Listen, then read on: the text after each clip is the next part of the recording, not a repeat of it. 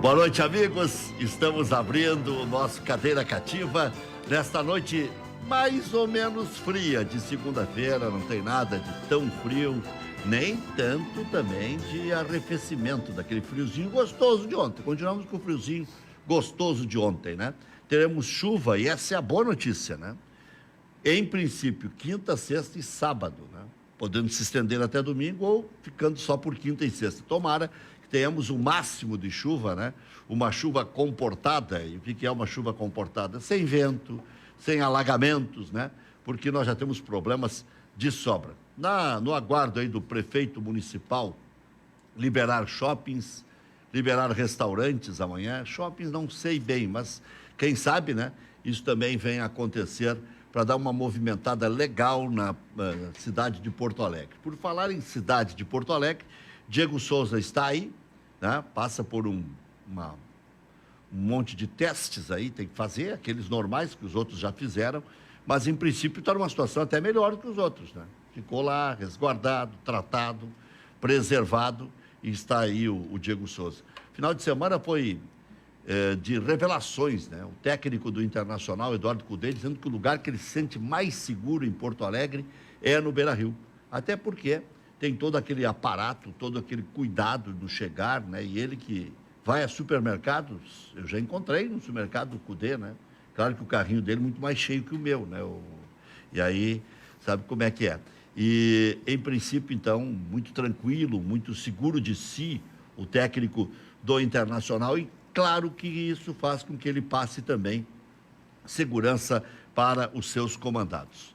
Enquanto isso, quantas vezes Luiz Carlos Reck, portador da carteira de identidade número tal, casado, pai de 3 filhos, natural de Lagoa Vermelha, nascido lá em Lagoa Vermelha, né, criado lá na Avenida Presidente Vargas, 678, disse aqui que a dívida de muitos clubes era de 1 bilhão.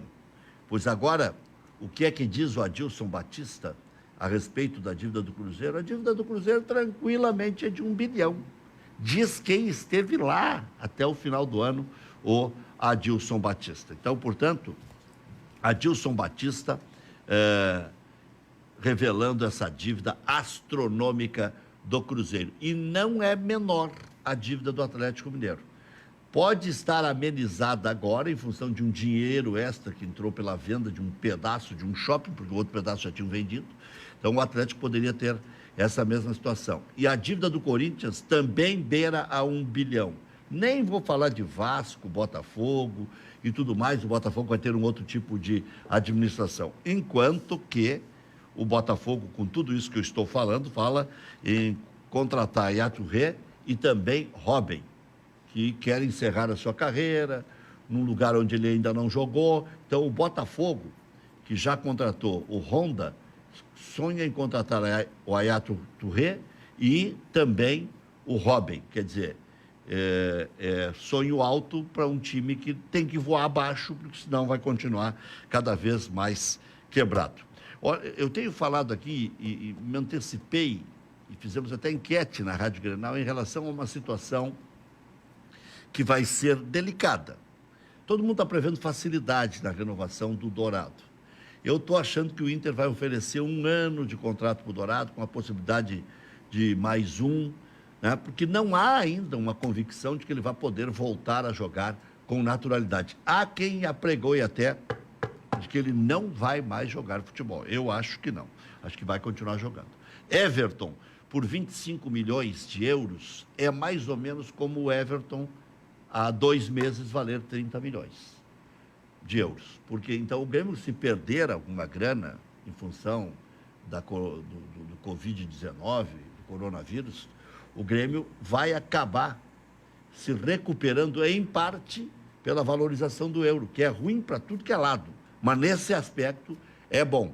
E, por mais que se desminta, por mais que alguns fiquem até bravos, o Grêmio tem só 50% do Everton. Como o Grêmio vai acertar a venda, são outros 500. Daqui a pouco o Grêmio diz, eu quero 50% para mim, e o resto vocês acertem com as outras partes, os meus 50% é tanto. Não me parece que vai ser também uma negociação muito tranquila, porque o Gilmar Veloz tem parte, o Celso Rigo tem parte, o próprio jogador tem parte com sua família e também dirigentes lá do Nordeste ligados ao Fortaleza. Então essa é uma situação que também está andando, mas muito devagar. A boa notícia de hoje, Marco Bobsen, vice do Conselho de Administração do Grêmio, não está mais na UTI. Isso significa, vai para o quarto, vai conversar com os amigos, vai receber familiares, vai chorar bastante, né? Nasceu de novo, e aquele abraço carinhoso aí para o Marco Bobsen, que é vice-eleito agora do Conselho de Administração, já foi tipo um chefe de gabinete aí do presidente Romildo Bolzan. Já falei do Diego Souza, que volta amanhã, né? Eu acho que é por aí, né? E, de novo, aí se fala em investimento nas categorias de base, que é o que resta, né? Porque dá para fazer um investimento paulatino. Não precisa ser tudo de uma hora para outra, e vai ser também investimento em infraestrutura. Diga, Maurício. Sobre o que você falava antes, Rec, da declaração do Eduardo Cudê, de que se sente mais seguro no Beira-Rio e que é o local mais seguro de Porto Alegre, quando você estava mencionando isso, eu lembrei da nossa entrevista aqui no Cadeira Cativa com o Daniel Juvin, preparador do Bayer Leverkusen, que relatava exatamente a mesma coisa. Que o local mais seguro que ele sentia por conta de toda a pandemia era nos treinamentos do Bayer, era no protocolo de segurança que foi criado lá na Alemanha. Então isso está se repetindo aqui. E está se criando um clima para se dizer que o futebol tem sim segurança. E o que nós vimos na televisão ontem e hoje no campeonato alemão mostra que cada um com a sua estratégia, alguns colocando banco de reservas na arquibancada, outros distanciando os jogadores do banco de reservas, tentando não fazer muita comemoração, muito espalhafato, para não machucar aquela história. Não, nós estamos fazendo tudo direitinho. Né? Agora, teve agarra-agarra, teve jogador se empurrando dentro da área, teve marcação homem a homem, teve chegada junto. Futebol, normal. Agora, o mais importante é, antes do jogo, realizar teste. É isso aí. Para um não passar para o outro. Né? Se já se sabe que eu e o Rec não temos coronavírus, a gente pode ficar mais próximo e pode disputar o jogo. O problema é se alguém tiver, aí essa pessoa tem que ser isolada e tudo mais. É nesse sentido a testagem e a necessidade de protocolos e acompanhamentos. Não é quem entra em campo é porque está 100%. Então quem entra em campo pode se agarrar, pode fazer comemoração, que eles até evitaram no campeonato alemão, né, Rec? E isso está bem razoável. Nós vamos conversar com um dos técnicos da nova geração, Jair Ventura, sempre nos atende, tem batido bons papos lá na Rádio Grenal, especialmente com a turma da tarde e noite lá, e seguidamente a gente acompanha. Jair Ventura, que tem uma carreira só de trabalhar praticamente em grandes clubes, começou no time do coração, imagino que seja, né, pelo pai, né, o Botafogo, depois treinou Corinthians, treinou Santos, enfim, é uma carreira em ascensão, mas agora de espera, né, porque todos nós estamos no mesmo compasso.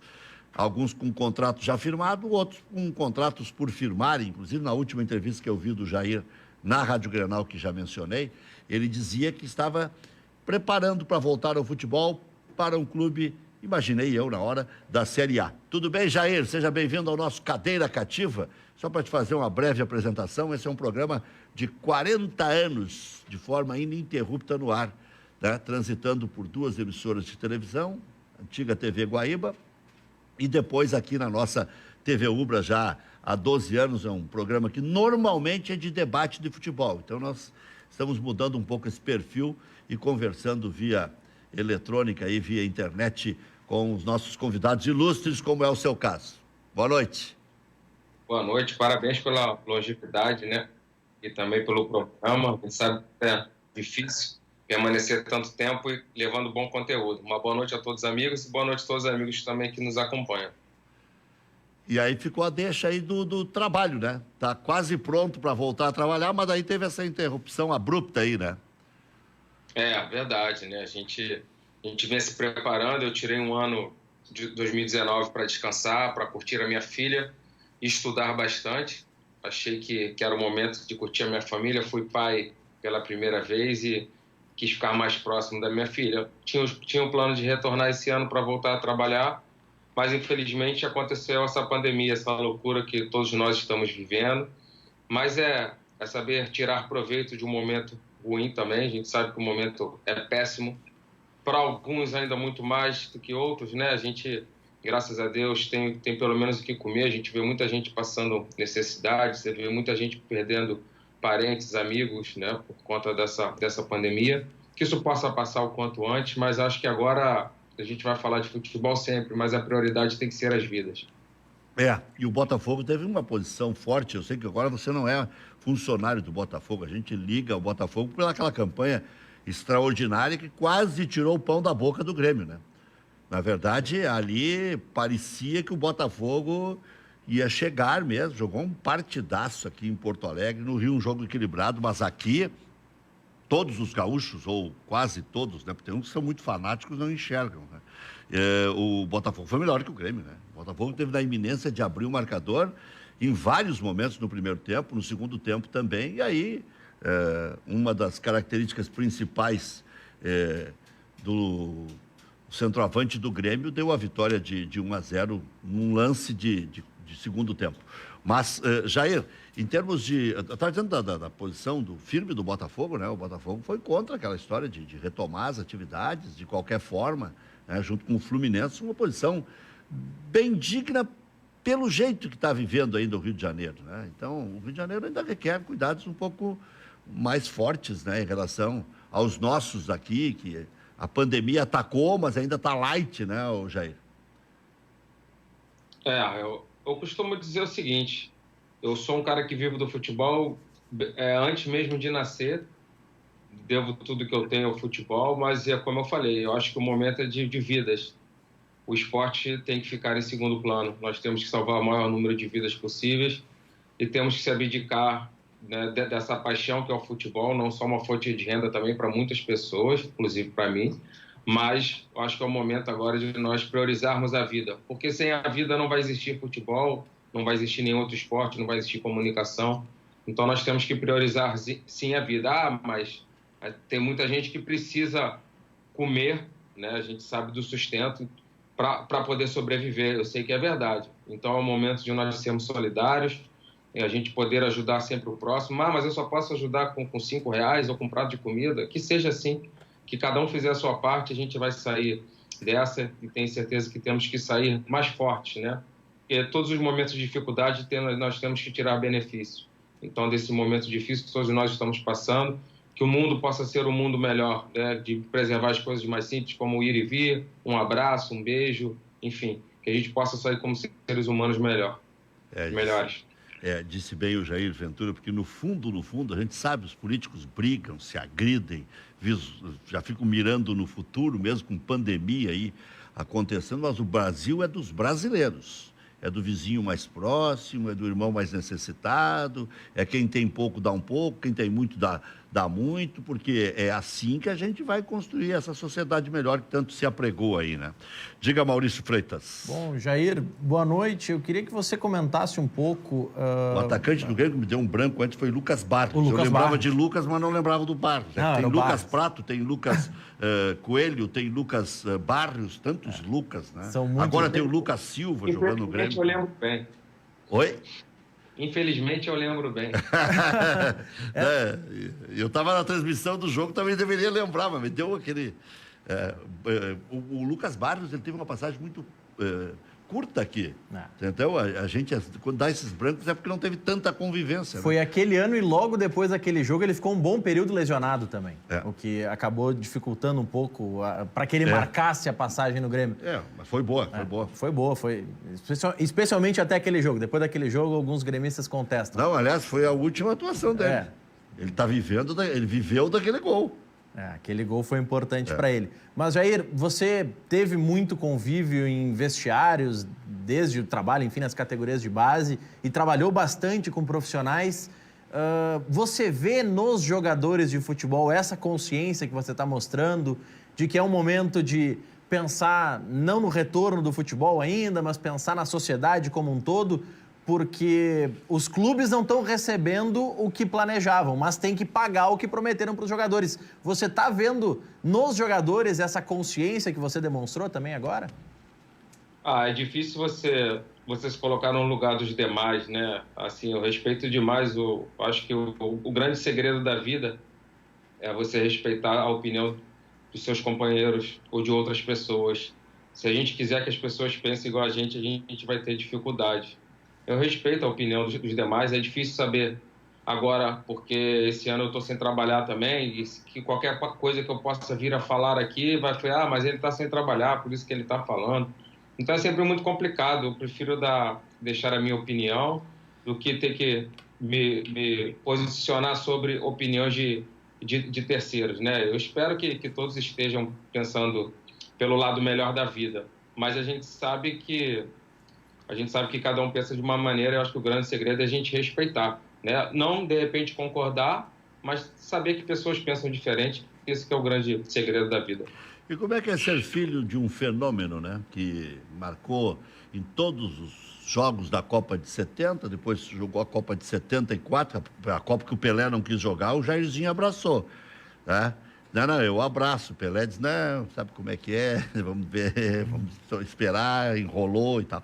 Mas o Jairzinho abraçou jogando bem também em 74, só que já ia numa outra função, mais de centroavante, né?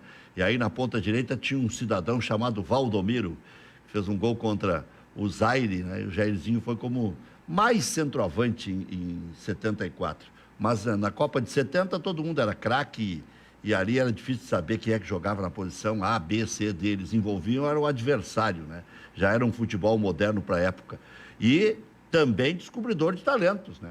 Poucos sabem, essa história é pouco contada. Eu sempre que posso conto. Quem levou o Ronaldo Nazário do São Cristóvão para o Cruzeiro foi o Jairzinho, o furacão da Copa. É verdade. Ele esteve... Meu pai chegou a ser treinador, né? Eu costumo dizer que eu fui jogador, eu fui um operário perto de um craque como ele, né? E vi o Papai do Céu soube separar um pouquinho, deixou um pouquinho fora do campo para mim, deixou dentro do campo para ele. As pessoas perguntam, bom, mas por que você não deu certo como jogador? Eu falei, pô, você queria o quê? Meu pai levou tudo, não deixou nada para a família. Algumas gerações, hoje eu tenho um sobrinho, Jair Neto, que está jogando. Ele tem 11 anos, ele joga futsal no Botafogo. Vai ter muita dificuldade de ser um grande jogador, né? Já porque tem luz em cima dele, né? Hein? Já tem luzes em cima dele. O avô já levou por muitas gerações, né? Mas é legal que a gente está sempre no meio do esporte. Acho que o esporte é tudo, né? Não só para saúde, mas também educação. O esporte, quanto antes você praticar, é muito importante para a formação do ser humano também. Não falo nem como atleta, mas falo como pessoa. Então, ser filho dele é um orgulho demais, né? Eu sofri, lógico, que muita pressão ainda quando jogador, porque eu resolvi ser atacante também. Mas se houver reencarnação, eu queria passar tudo de novo para ser filho de quem eu sou, né? Não só pelo profissional que ele foi, mas sim pelo ser humano, um cara de caráter, um cara íntegro, um cara que fala o que pensa, honesto, verdadeiro, enfim, que hoje é o meu grande ídolo, né? Eu sou fãzaço dele, não só como jogador, como eu falei, mas como pessoa e como pai também. Ele tem tamanho para dar palpite em treino, né? Ele podia chegar e dizer assim, meu filho, aquele rapaz joga mais do que o outro. E nele tu pode confiar, acho que de repente é o único, né? Porque daqui a pouco o cara diz, tem interesse, é amigo do empresário, é amigo do tio, é vizinho, deve ter alguma outra situação e tal. Agora, no velho dava para confiar, né? Velho no sentido carinhoso, né? Mas olha aqui, ó, papai falou que eu tinha que ter seguido e tal, né? Então, ele fazia isso contigo nos treinos ou raramente houve esse tipo de situação? Você está falando eu como jogador ou agora? Não, agora treinando, ele está lá na arquibancada. Olha, eu estou vendo o treino aqui. Meu filho está botando aquele rapaz ali. Eu acho que ele está perdendo tempo, tinha que botar. Ainda mais no Botafogo, de vez em quando pinça um jovem assim, né? O Fluminense agora mais recente tem maior quantidade, né? O Fluminense, o Flamengo, o Vasco. Mas o Botafogo, daqui a pouco, para lá e pega um Vitinho, né? Pega um outro jovem qualquer, né? Tantos surgiram nos últimos tempos. Matheus Fernandes, né? Que nós lançamos. Estava no Botafogo, depois foi para o Barcelona. O Marcelo, zagueiro. E o Matheus já começou com uma personalidade impressionante, né? Muito jovem, né? Infelizmente era ele no lance ali do gol com Barrios, mas era nosso titular, fez um partidaço, fez uma Libertadores muito boa, né? onde a gente conseguiu, pela primeira vez, bater 5 campeões na mesma edição. O Botafogo conseguiu esse feito inédito em 2017, mas acabamos saindo para o campeão daquela edição, que foi o Grêmio, como você falou. Não, mas eu vou te contar uma história que você não vai acreditar. Você está falando dessa situação do meu pai falar sobre treino, jogo. Eu fiz um acordo com ele. Assim que eu virei treinador em 2016, que eu fui efetivado, a gente fez um acordo, a gente foi jantar quando eu voltei para comemorar a minha estreia, né? A gente ganhou do São Paulo no Morumbi, 1-0, e a gente estava na zona de rebaixamento, era um momento muito delicado quando eu estreio. E a gente consegue terminar em quinto, né? De 17º, a gente tinha um turno, a gente foi para quinto. Foi um outro feito inédito no futebol brasileiro, nunca nenhuma equipe que começou o Z4 no retorno terminou na Libertadores. E aí eu fui falar e ele comentou alguma coisa do jogo. Deixei passar, a gente estava jantando e tal. Pô, e você já vive muito o jogo o tempo todo, né? O time, o clube, o trabalho. E aí no outro dia eu fui almoçar com ele. O treino era de manhã, acabou o treino, eu fui almoçar com ele. Eu falei, pai, vamos fazer um pacto aqui?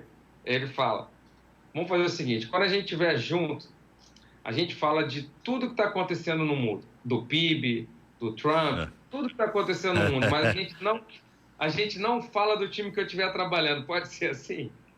Aí ele me olhou assim, é isso mesmo? Eu falei, pode ser? Ele pode. Aí apertou minha mão e a gente fez esse pacto. E desde então, a gente fala de outros times. Ele vira e mexe, vem aqui para casa para a gente assistir jogos da Champions. Enfim, o futebol pelo mundo, né, da Premier League. Mas a gente não fala do time que eu estou trabalhando já por isso. Porque senão, sabe como é que é, né? Pai e filho. E é ruim desconhecer e é ruim comer na mão também, né? Porque o cara que faz o dia a dia sabe mais quem vem de vez em quando dar uma olhadinha, né? Mas é que ele tem muito peso também, né? Daqui a pouco fica o cara ali na arquibancada, mas tá ali ele de novo. Não, mas ele fica quietinho, tadinho. Ele deve sofrer demais, né? Pô, eu lembro que a minha irmã lutadora de jiu-jitsu, eu assisti algumas lutas dela, minha perna tremia, tu sofre. Eu acho que quando tá alguém que a gente ama ali, que a gente gosta, tá no nosso lugar, eu acho que a gente sofre mais do que a própria pessoa. A gente vai se adaptando aos jogos, né? Jogos grandes. Eu tive o privilégio de jogar 2 Libertadores consecutivas, esse ano, 17 e 18 também pelo Santos. Enfim, a gente vai se acostumando com grandes jogos. Mas com certeza o coração do velho deve sofrer lá em cima ou quando ele está em casa também, né? Sabe que o Jair Ventura ele tem um estilo de jogo muito parecido com o nosso, né? De pegada, de tirar um coelho da cartola, de dizer, o Bruno Silva vai compor aqui pelo lado direito, porque ele sabe jogar, sabe marcar, nós vamos liberar o lateral e tal.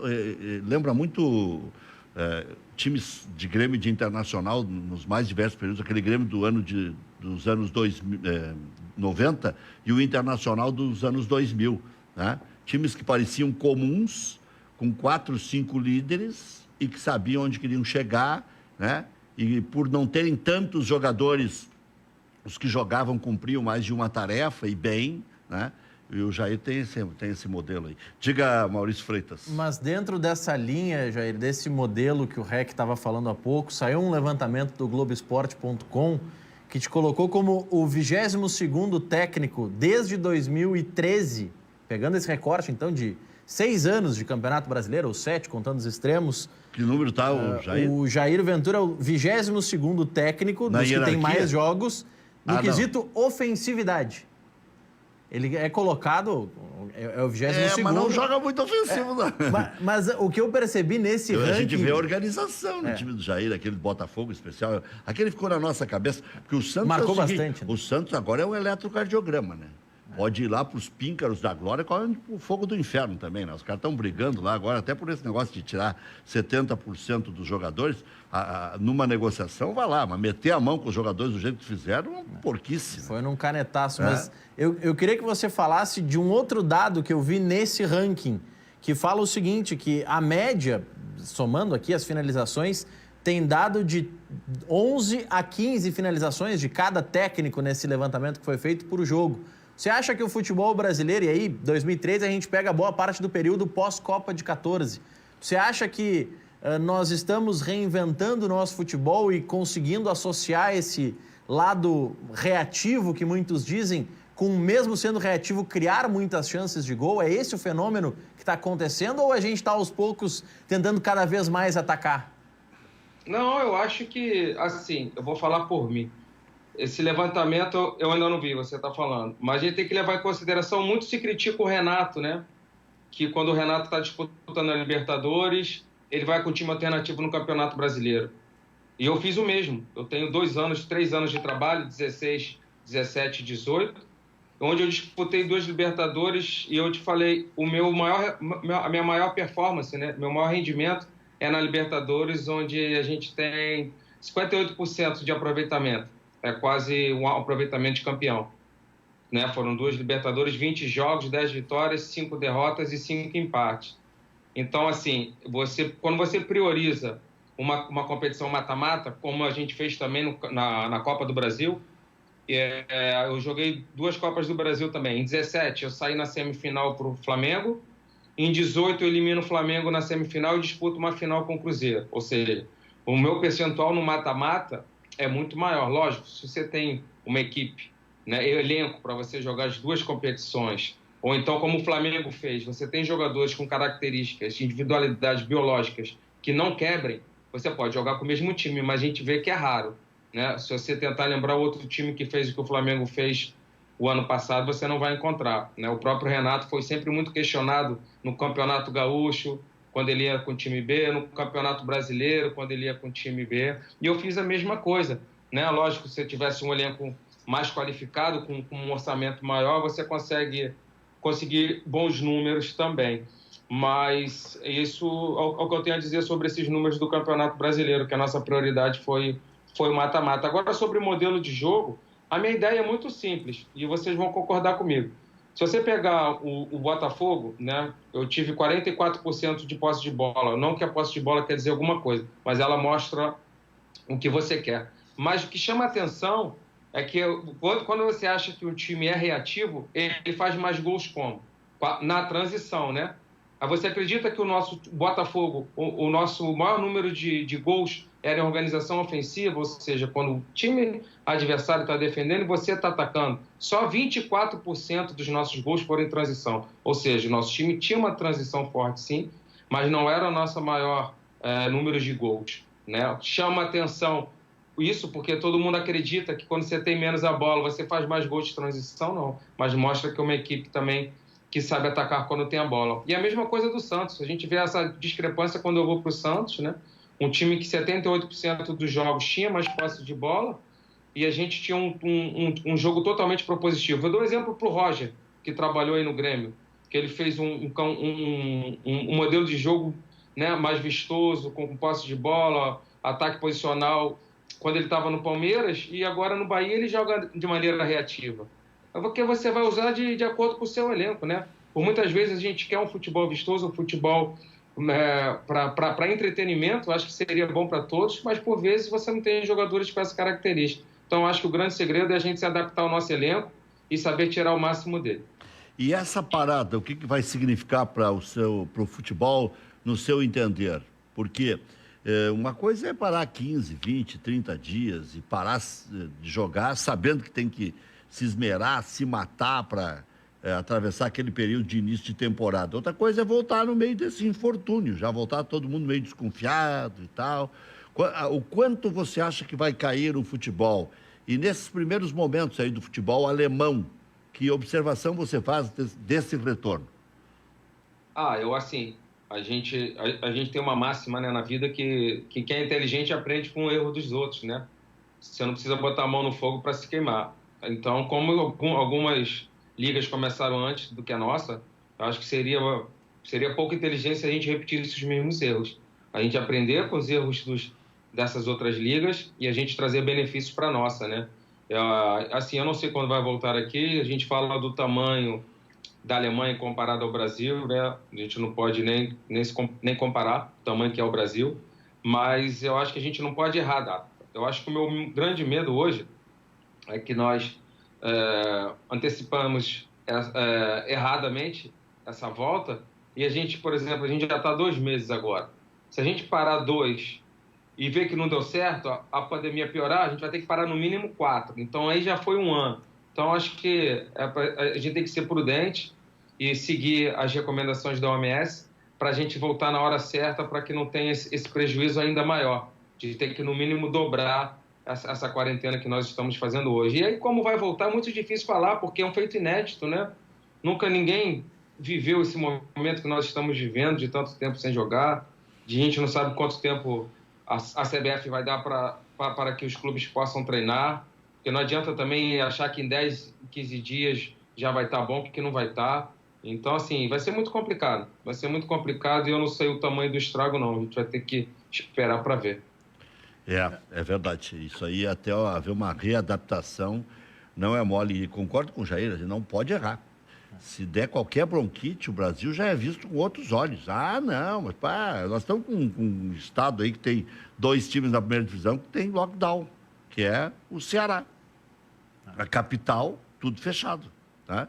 E não era antes, era Maranhão, Manaus, chegou no Ceará essa situação, foi crescendo para pior a situação do Covid-19.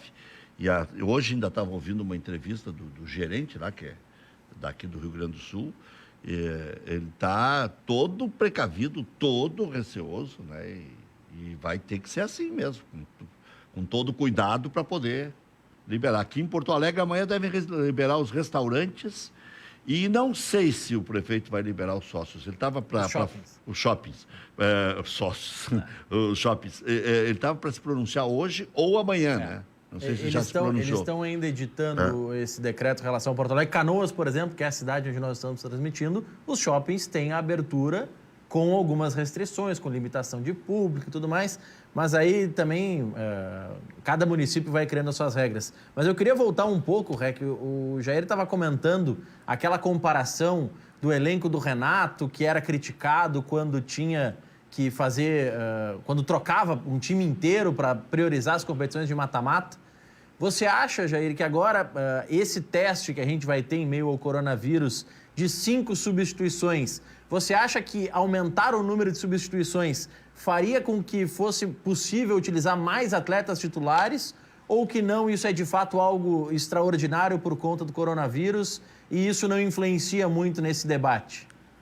A gente agora tem essa discussão, né, e essa polêmica, porque a gente vê pessoas falando que os clubes que têm mais investimento vão ser beneficiados, porque por muitas vezes, né, o clube de pouco investimento, não estou falando nem de Série A, vamos falar de Série B e Série C. A gente vê jogos, né, que a torcida pede para trocar. O treinador, acaba o jogo, fez uma substituição, porque ele, por vezes, faz e o que ele está jogando é nota 7, o que vai entrar nota 3, nota 4. Então, acaba piorando o time. Por mais que esteja cansado, o jogador de qualidade vai sobressair. E os clubes de grande investimento, né, que tem qualidade no banco igual, né, não melhor, porque senão não estaria no banco, igual ou muito próximo disso, vai levar vantagem nessas substituições, né?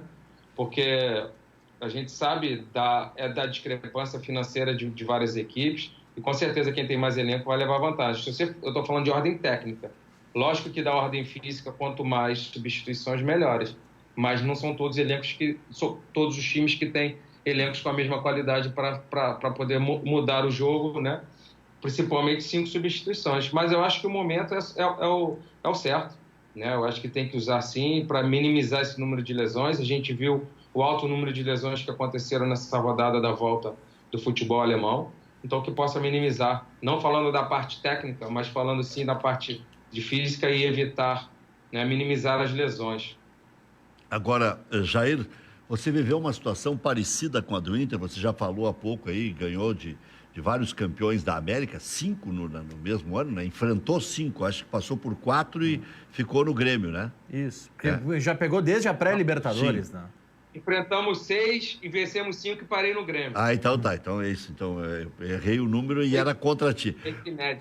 Mas aí, muito difícil, a gente ficava até aqui torcendo pro Botafogo, porque é um clube querido, jogaram muitos gaúchos aí no Botafogo. Na década de 70, muitos gaúchos iam jogar no Botafogo e no Ameriquinha, né? E no interior do estado do Rio Grande do Sul, eu sou de Lagoa Vermelha, pega muito bem as rádios do Rio e de São Paulo. E na época o veículo forte era o veículo rádio, né? E a gente adotava um time que era mais ou menos o que o pai adotava. E meu pai era torcedor do Botafogo. O Botafogo, ele naquele ano que fez essa proeza, de 2017, ele teve uma situação igual à do Internacional e tirou proveito. Você vê o Inter num caminho parecido, porque depois de todas aquelas agruras e dificuldades e críticas na arrancada do Cudê, o time começou a melhorar, né? Você vê o Internacional mais ou menos numa trajetória que pode ser tão boa quanto a tua, assim? Difícil, porque a gente tinha...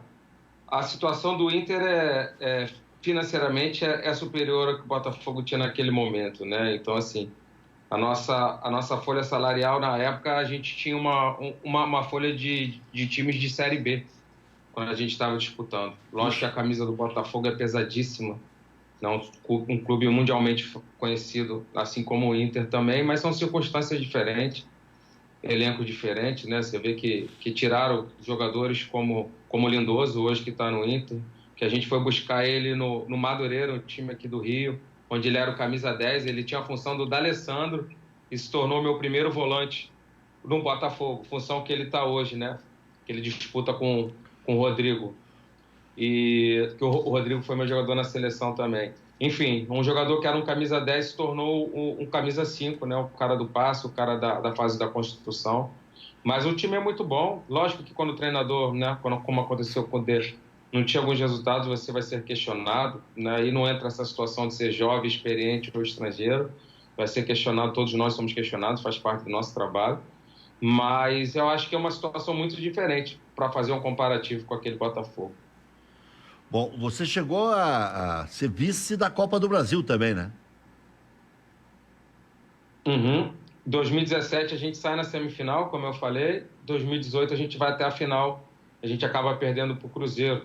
Opa, deu um corte aqui. Deu um corte no... Eu estou vendo a imagem do Jair no fundo e não vi aqui no ar, né? Acho que deu um cortezinho aí. Não sei se a gente ficou só com a fala do Jair, de repente. Só vamos tentar coadunar aí a imagem e a fala, mas saiu a fala aqui legal, né? 2017 bateu na trave, 2018 foi finalista, né? Não, 2017 foi o ano que ele estava destacando como o que chegou longe. E destacou uma boa campanha, né? E as duas vezes acabou no confronto com o Flamengo especificamente, né? E o treinou o Corinthians também, né? Daqui a pouco a gente vai conversar mais com o Jair Ventura, deu um cortezinho na conexão. Aproveitar para fazer um intervalo comercial e a gente retorna já com o Jair Ventura. 7h42, estamos conversando com Jair Ventura, ex-técnico do Botafogo, do Santos e do Corinthians. Na sequência, ele estava falando que em 2017 ficou entre os 4 melhores da Copa do Brasil e em 2018 ficou entre os 2 melhores, decidindo contra o Cruzeiro. É isso, né, Jair? É isso mesmo. É que a gente estava falando, né? Quando em 2017 nós fizemos 73 jogos, ou seja, a gente foi até a semifinal do Carioca, a gente foi até a semifinal da Copa do Brasil, até as quartas da Libertadores, e assim, a gente brigou até a última rodada pela classificação consecutiva na Libertadores. É difícil quando a gente não tem um elenco homogêneo. A gente tinha um time muito bom, mas a gente não tinha um elenco, né? Não é porque o Botafogo não queria, é porque nós tínhamos dificuldades financeiras. Então, quando você tem grandes competições e competições mata-mata, não é desculpa, mas é uma coisa que a gente buscar, a história fala, né? Todos os times priorizam as competições de mata-mata. Eu lembro que quando na véspera quando eu estava no Corinthians, quando a gente foi jogar, acho que era semifinal contra o Flamengo, eu tinha um jogo do Brasileiro contra o Santos, lá no Pacaembu, mando do Santos. Eu fui com o time todo reserva, porque a gente tinha a semifinal. Então, é um preço que você paga, você acaba perdendo, acaba tendo situações ruins quando você prioriza alguma competição. Mas se você também se você é eliminado precocemente em uma dessas competições de mata-mata, você acaba nem tendo chance de disputar o Brasileiro. Então, é um cobertor curto. Você tem que fazer escolhas e aqueles clubes que têm alguma dificuldade de elenco acaba fazendo a escolha pela competição mata-mata, porque é muito rentável para o clube. Eu lembro quando a gente classificou o Corinthians para a final, foram 25 milhões só para classificar para a final. O campeão ganharia acho que 70 e poucos milhões. Então, assim, é muito importante. Eu vejo o treinador como um aporte financeiro para o clube também. Quando você revela jovens, você passa de cada fase, como você falou em 17, 18, onde a gente foi andando nessas competições mata-mata, financeiramente é muito bom para o clube. Jair Ventura, ainda muito jovem, 41 anos, essa é uma vantagem de não ter dado certo como jogador, né? Aí foi fazer educação física, trabalhou muito tempo no Botafogo, chegou lá como preparador físico, né? E aí certamente foi auxiliar técnico, subiu na profissão, teve boas chances aí, certamente um dia treinará aqui no Rio Grande do Sul, até pelo seu estilo sério de trabalhar, um cara compenetrado, descobridor de jogadores não muito caros, porque aqui no Rio Grande do Sul estão sempre vasculhando aqui e ali, é um Wellington Monteiro, é um Lindoso, é um Bruno Silva, é assim, né? Tem que ser criativo e tal, e das divisões de base, né? Aqui o Rio Grande do Sul agora disputamos um Grenal aí na decisão da Copa São Paulo, que foi muito bom para dar firmeza. Disputar um Grenal não é o acontecimento, é disputar um Grenal e fazer um jogo aberto, franco, e que chamou a atenção dos cronistas brasileiros. Se esperava um jogo enjoado, feio, né, que todo mundo querendo furar a bola, né, jogando por uma bola e tal, que nada, jogaram futebol e até foi interessante, não sei se você chegou a ver. E eu acho que por essas características o Jair um dia vai desembocar aqui. Não, foi um ótimo jogo da Copinha, assisti, inédito, né? Um Grenal na final, foi muito bacana, né? Então realmente foi um bom jogo. É isso aí. Boa sorte, Jair. Um grande abraço. Não vai dizer qual é o time que vai treinar? Rapaz, a nossa vida é muito complicada, né? Eu tenho duas coisas que eu quis implementar na minha carreira. Uma, não falar de arbitragem, né? É difícil. É difícil. Mas eu não falo, tu acredita? Pós-jogo, se você pegar minhas coletivas, eu não gosto de transferir responsabilidade para os árbitros. E também não costumo dizer, eu não falo as equipes que me procuraram ou as equipes que eu possa vir a trabalhar. Mas, quem sabe, né? Primeiro tem que retornar ao futebol para que a gente possa voltar a trabalhar. Mas se torcer primeiro para a volta do futebol, né? Pelo fim da pandemia, que é o mais importante, que a gente possa normalizar as nossas vidas e assim o futebol voltar e assim automaticamente eu também voltar. Mas se tudo der certo, se o futebol voltar esse ano, eu volto também a trabalhar, porque eu não falo as equipes, mas eu tive algumas propostas e essas propostas esse ano, se aparecerem novamente, como foi no ano passado, certamente eu estarei de volta ao gramado. Obrigado pela oportunidade, uma boa noite a todos. Fiquem em casa aqueles que podem e aqueles que tiver que sair para ir para a rua, né, para lutar contra essa pandemia, que se cuidem, muita máscara, álcool em gel, enfim, tudo que tem que ser feito para se prevenir. Obrigado pela oportunidade mais uma vez. Valeu. Grande Jair Ventura. Sucesso aí. Boa noite. Nós temos uma outra boa entrevista hoje que eu acho que ele é gaúcho, Fernando Ferreira, que é da Pluri Consultoria, ele é economista, né? É uma situação terrível que nós estamos passando aí, né? De ter que encurralar as pessoas, né? Porque o dirigente de futebol, ele não vai ter que pedir para o jogador, olha, me ajuda, ele vai ter que chegar, só que tem que comunicar, né? Não pode fazer igual o Santos, assim, né? Tem que conversar, tem que negociar. Conversar. Não dá. De uma hora para outra, vou te tomar 70% do teu dinheiro, não é assim. Se for analisar, o Internacional já negociou 65% do salário dos jogadores para esse mês de maio. 25% que os jogadores abriram mão e 40% que empurraram lá para frente. Então, o Internacional, do compromisso mais alto, só vai conseguir pagar 35%. Claro que tem os impostos e tudo mais, né? Mas já teria que pagar os impostos igual, né? Mas é um dinheiro que não brota do céu. O Internacional tem 100 milhões para pagar para banco, tá? Então não fica tão encalacrado assim, né? Você falou... E o Grêmio vai ter que negociar, mas o Grêmio diz que aguenta até 30 de junho. Era a projeção do Amodeu, né? Do CEO do Grêmio, Carlos Amodeu. Você falou na abertura do programa sobre as dívidas dos clubes, citou as dívidas, especialmente Cruzeiro e Atlético Mineiro, né? 1 bilhão. 1 bilhão cada um. Eu estava vendo aqui uma matéria que foi publicada, final da tarde, atualizada há poucos instantes, sobre o Cruzeiro. Os ex-dirigentes do Cruzeiro chegaram a gastar com cartão corporativo em casa de entretenimento adulto. Ah, casa de entretenimento. Tá na fatura do cartão de crédito. Que bonitinho isso aí, né? Cabaré, é isso que se chama? É isso aí. Zona do Meretrício. Exatamente. Casa do Meretrício. E segundo um estudo... O Jujuzinho, falei em cabaré, ele já saltou. Já se mexeu ali, a câmera até deu uma tremidinha.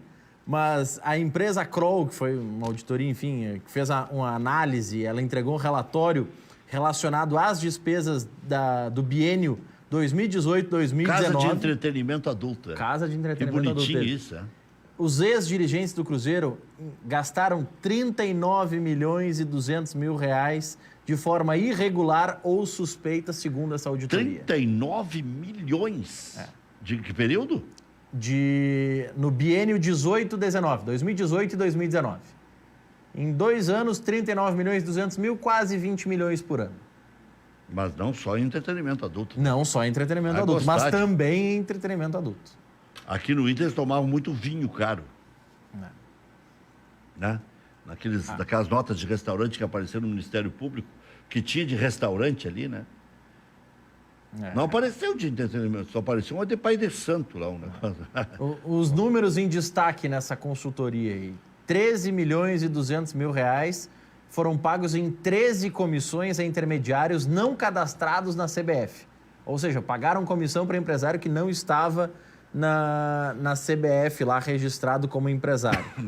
Pagaram 500 mil reais de comissão para um empresário por uma negociação de um atleta menor de idade. Isso vazou na Globo naquela época. Né? 7 milhões de reais em comissão para intermediários por aumento salarial. Então, eu vou aumentar o salário do REC e paguei 7 milhões de comissão por isso. As despesas no biênio 2016-2017, somados os 2 anos, se gastou 770 milhões, que já é muito.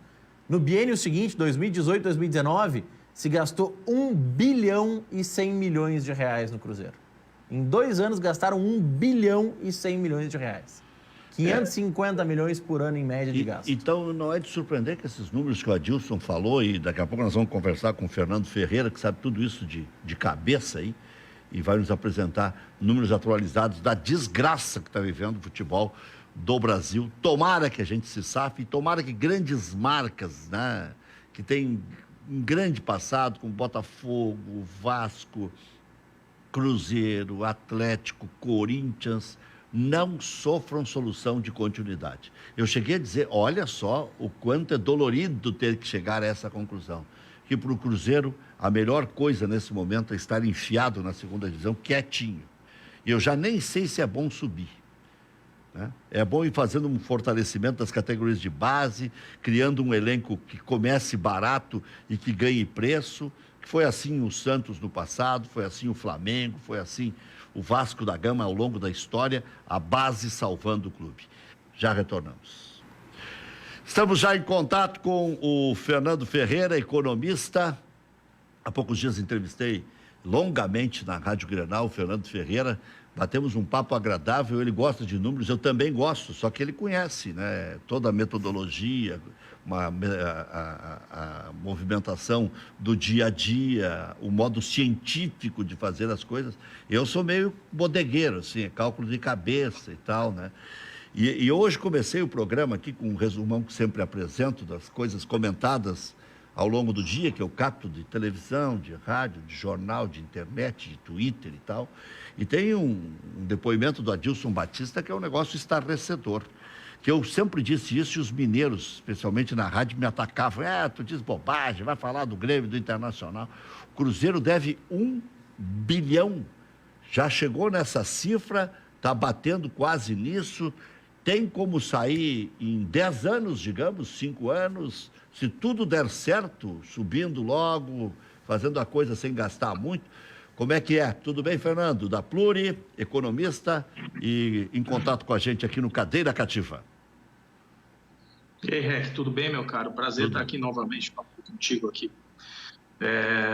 Bom, indo direto aí na tua resposta, o 1 bilhão, né? 1 bilhão é um negócio sem precedentes, né? A gente está acostumado com o Botafogo aí, com seus 830 milhões de reais de endividamento líquido, né? Mas 1 bilhão realmente, para um clube aí que fatura 250, 300 milhões de reais e que tem prejuízos seguidos, né? Ou seja, essa dívida segue aumentando, a perspectiva é muito ruim, né? Muito ruim. Eu creio que o Cruzeiro vai ser mais um dos clubes que vai acabar tendo que se candidatar aí a buscar um parceiro externo aí nesse projeto de clube-empresa que vem por aí.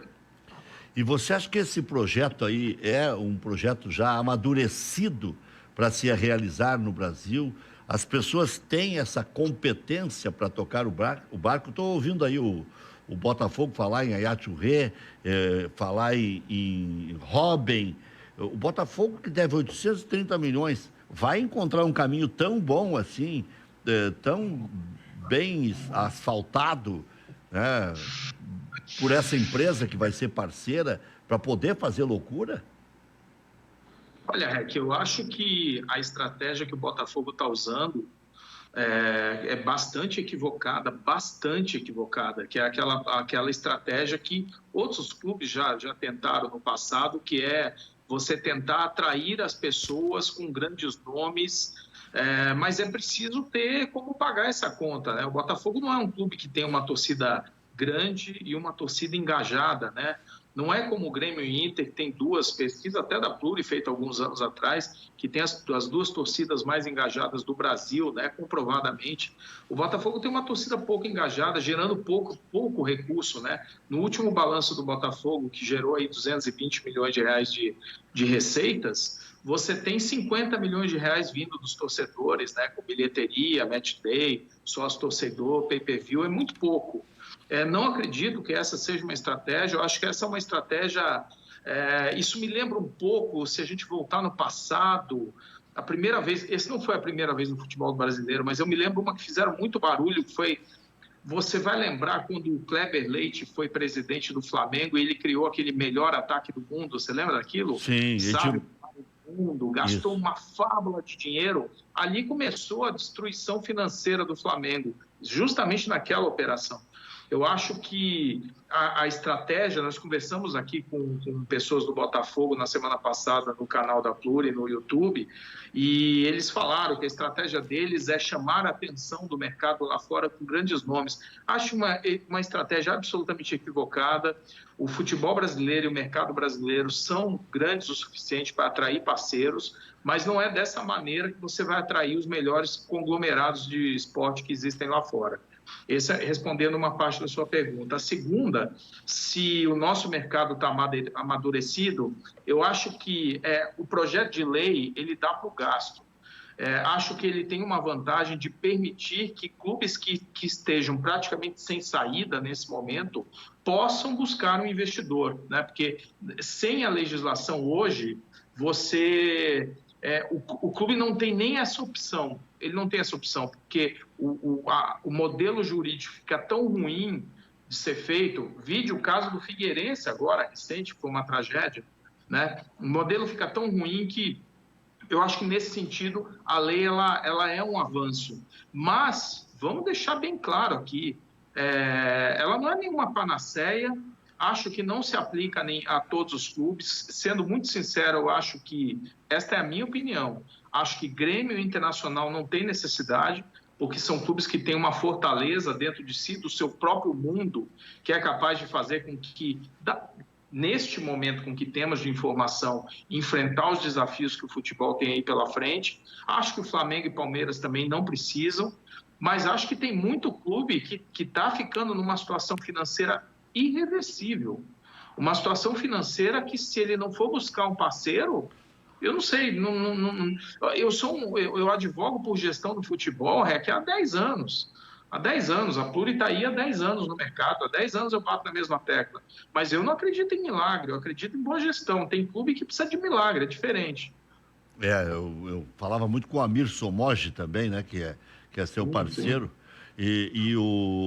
Essa preocupação já vem lá desses 10 anos que tu está alertando aí, vocês alertam com números mostrando o crescimento da dívida. E o que me assustou quando você falou que a dívida líquida do Botafogo é de 830 milhões.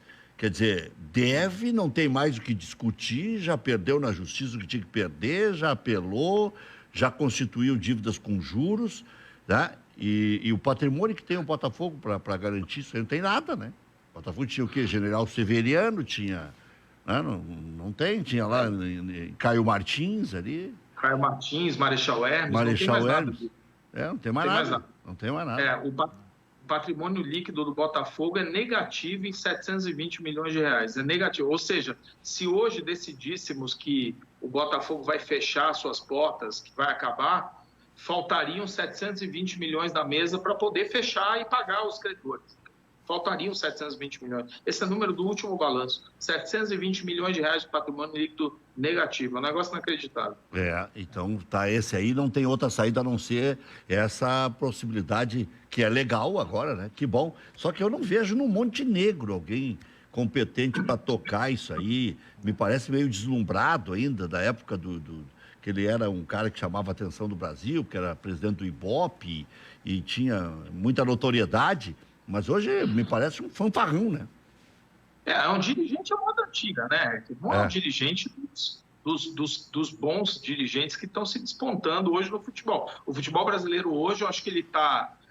ainda, a boa gestão ainda é exceção, não é regra, né? Mas hoje, pelo menos, há uma quantidade de bons gestores no futebol brasileiro que a gente nunca viu, né?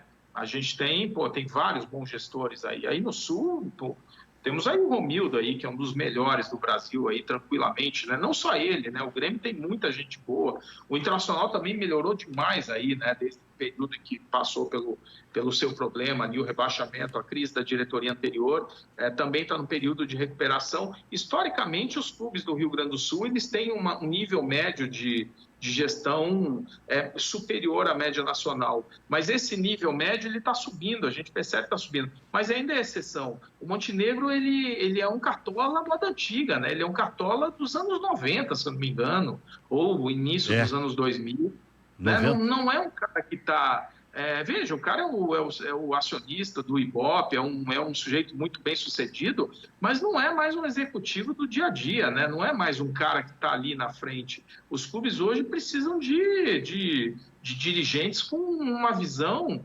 Quer dizer, ele é uma das pessoas do Botafogo que faz parte dessa construção, né? Porque eu costumo dizer o seguinte, os torcedores sempre gostam de apontar em clubes em crise, né? Os torcedores gostam muito sempre de apontar para a gestão atual ou anterior, né?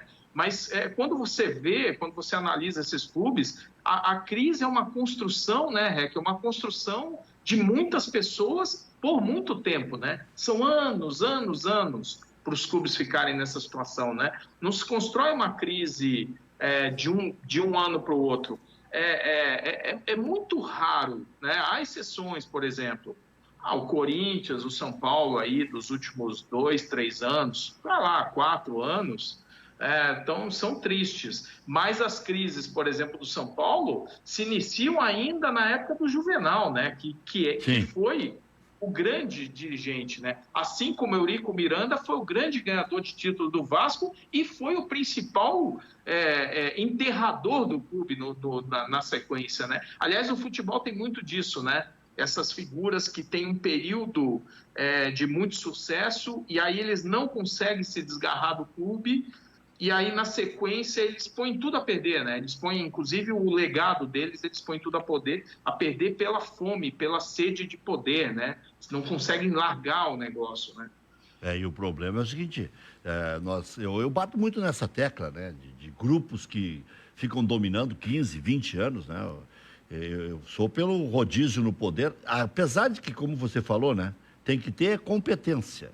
Porque daqui a pouco também não surge um competente como adversário, né? E aí vão deixando essas figuras ou esses grupos dominar, porque não se fazem presentes assim com competência, com novos projetos. Agora, a minha preocupação é o seguinte, esses clubes não têm nem crédito, né? Se não tiver uma parceria externa, vai buscar dinheiro em banco barato quem tem crédito. Senão, o banco vai querer o quê?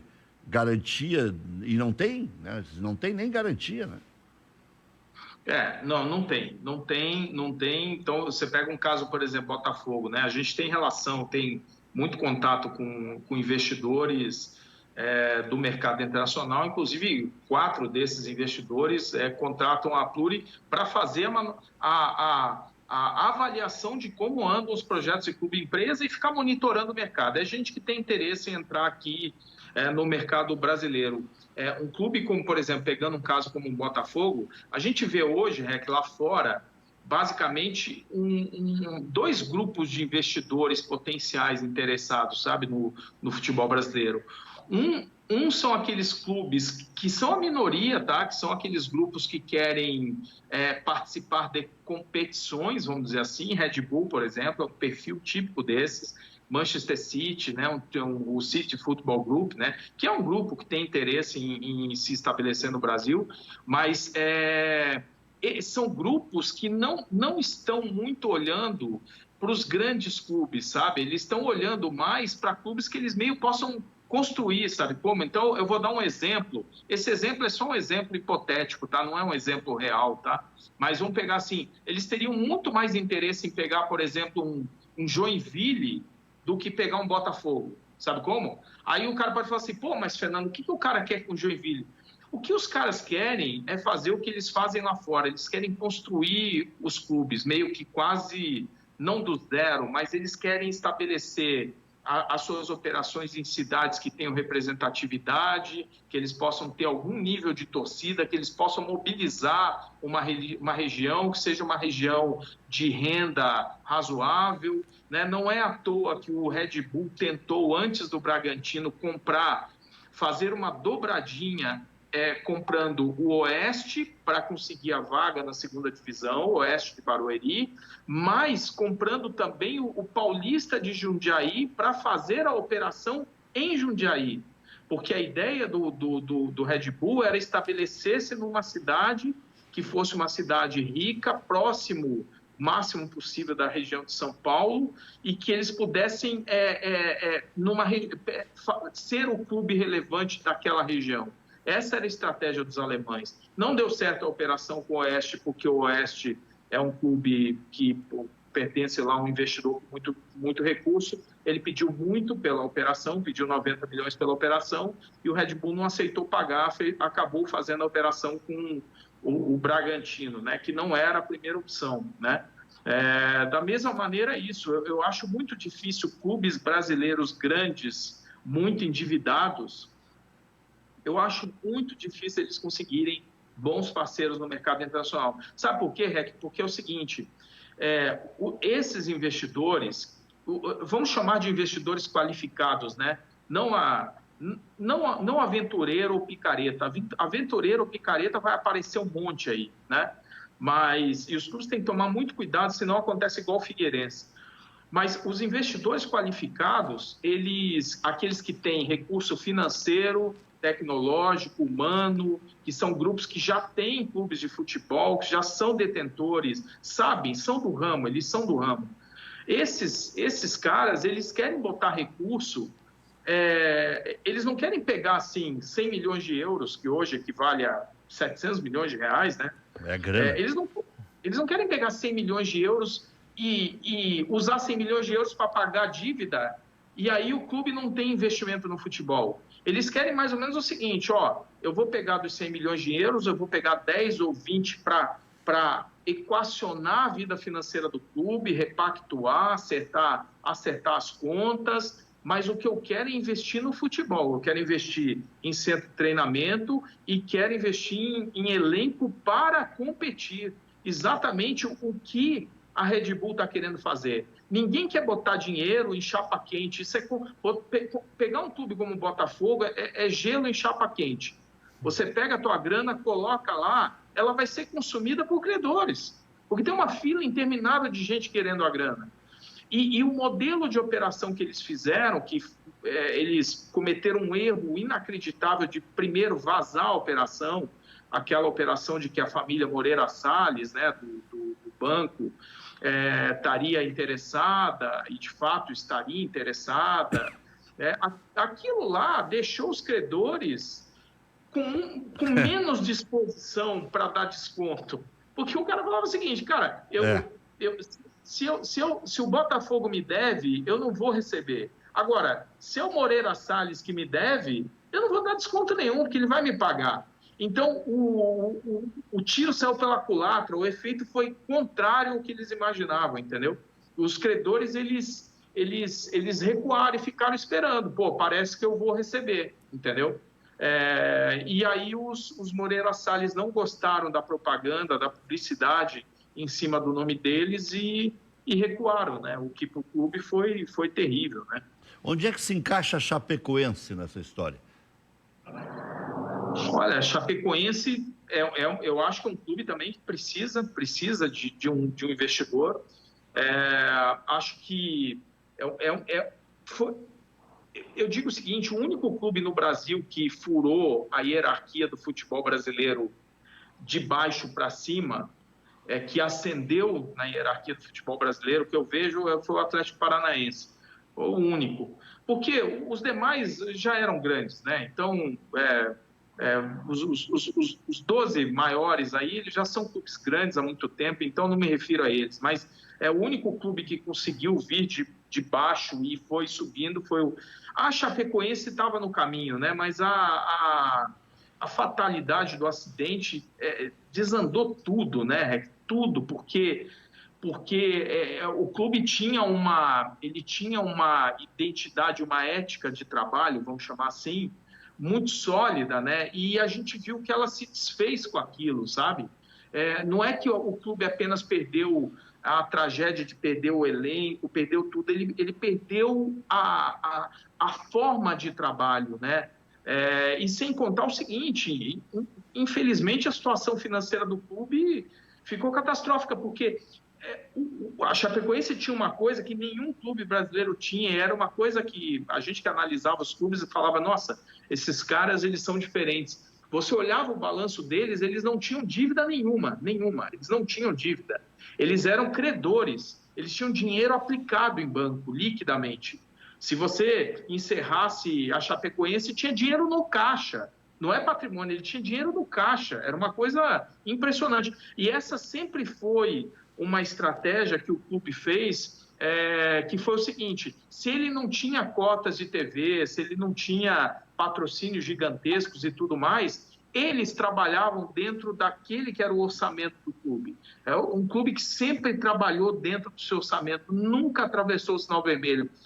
E ao não fazer dívida, ele não tinha gastos com juros, despesa financeira e tudo. E eu bato nisso muito nessa tecla. Vou dar um exemplo. O Fluminense vendeu nessa última janela 100 milhões de reais em jogadores. A despesa financeira do Fluminense nesse ano passado foi 60 milhões de reais. 60 milhões de reais.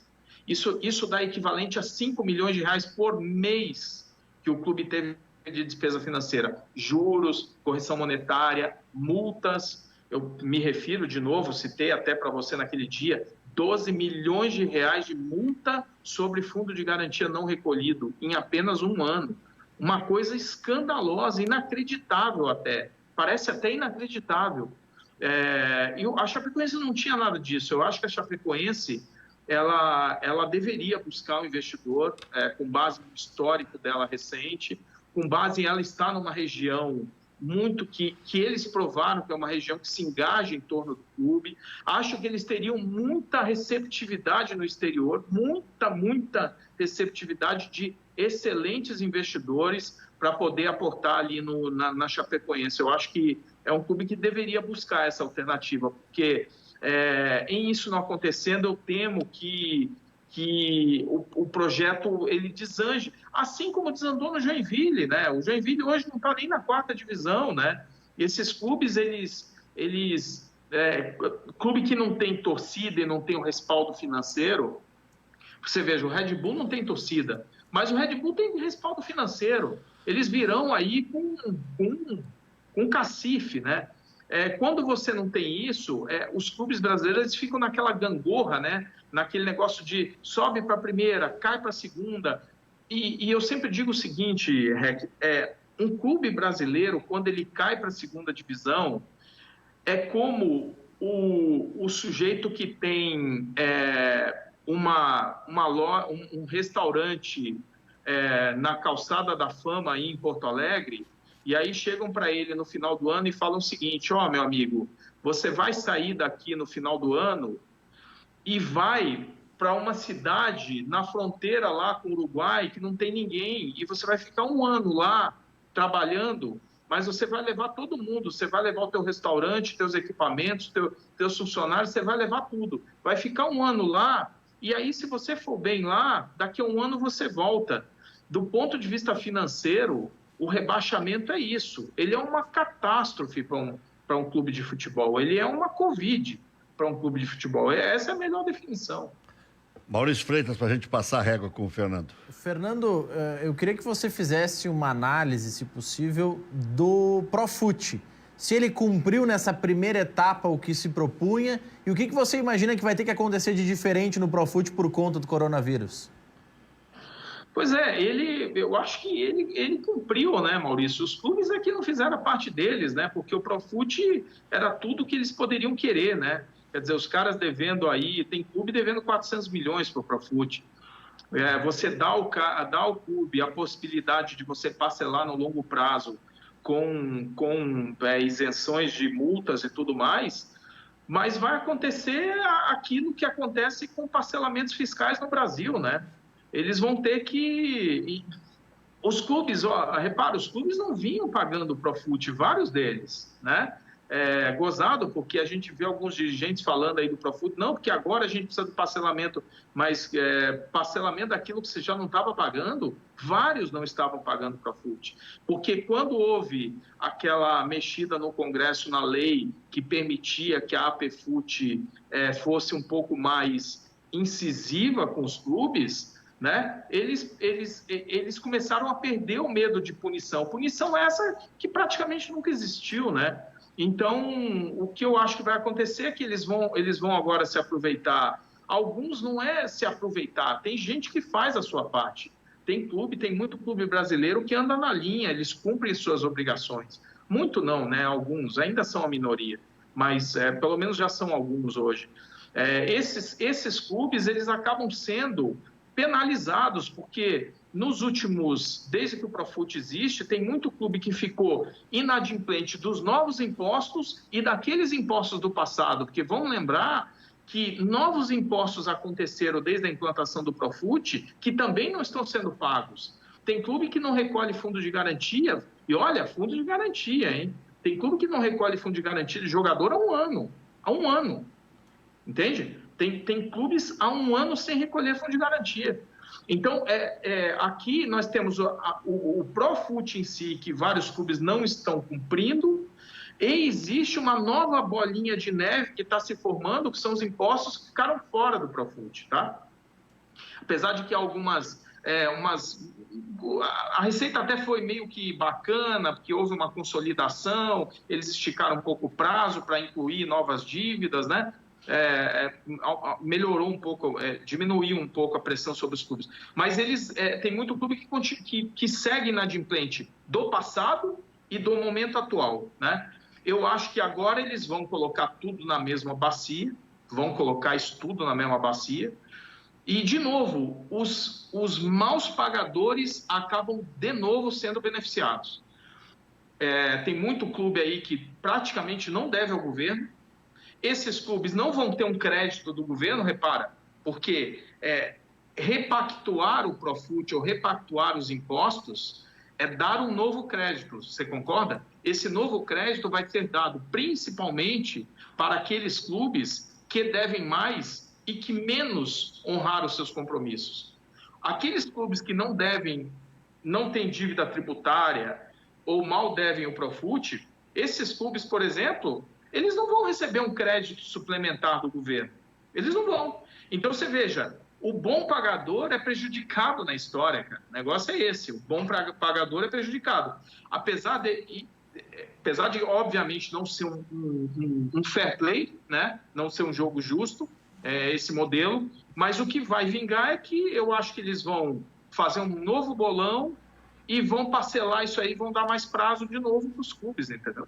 Agora, só para a gente encerrar, tem 1 minuto só para você me responder a queima-roupa. O governo antes era uma hora agiota que tinha, porque juro para governo, quem não paga uma guia é uma paulada na cabeça.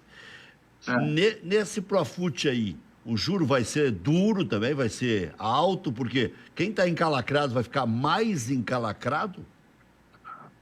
Não, eu acho que não, Rec. Eu acho que eles vão vão fazer juros baixos e vão abrir mão de multas e parte da correção monetária. Em geral é isso, eles vão dar bons descontos aí de multas, correções e vão trabalhar com jurinho camarada aí, essa é a minha expectativa. Nunca é a última vez, eles sempre tem uma nova chance, né? Valeu, obrigado, Fernando, sempre é muito bom ouvi-lo e vê-lo. Valeu, meus caros, um abraço, hein? Um abraço. Se cuidem. Até logo, tchau, tchau. Fernando Ferreira sempre nos atende, sempre com entusiasmo em falar das coisas que ele gosta de fazer e por isso que sempre cresceu a Pluri nesses últimos 10 anos. Vamos fazer um intervalo? Já voltamos.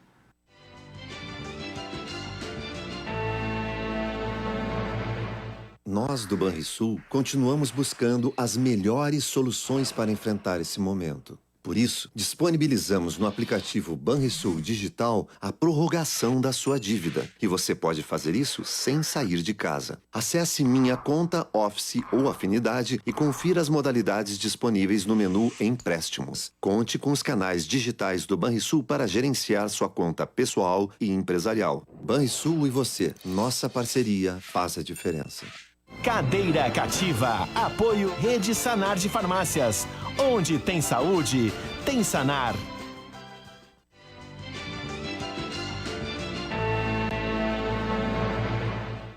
Muito bem, estamos quase nos estertores aqui do Cadeira. Diga aí, Maurício. Mandar um abraço para o Mário Sérgio Martins, fazendo referência também à transmissão de ontem do Haroldo de Souza e do REC, dizendo que naquele estúdio da Grenal tinha 200 anos de história no jornalismo esportivo. Tinha mesmo. Uma transmissão, muitos elogios também. Quero mandar um abraço para o Adriano Scalona, lá a Demilar, que é uma das maiores empresas de consórcio do Brasil, se não a maior. Então, última notícia, Maurício. A expectativa para o novo decreto Marquesan, que deve liberar restaurantes, bares, shopping centers, academias e até igrejas, obviamente com restrições para reabrir em Porto Alegre. Comprou lá na Intershop e ajudou o Internacional. Produtos licenciados do seu clube do coração. Até amanhã.